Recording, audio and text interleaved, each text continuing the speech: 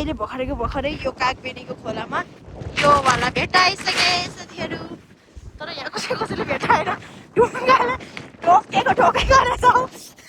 अनि मैले चाहिँ भेटाइसके अब हामी घर जान्छौँ त्यही पनि अहिले हाम्रो खोज्ने क्रम जारी नै छ यो माटो मुनि हुँदो रहेछ क्या मेरो विचारमा चाहिँ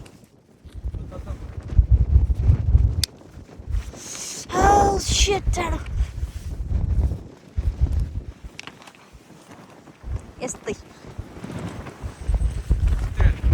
we are searching for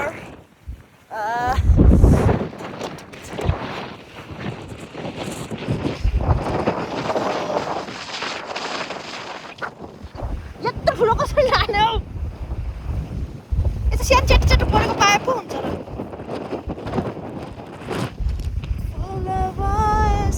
यस्तो हावा चले हामीलाई त उडाएर धक्का ल्याए मलाई त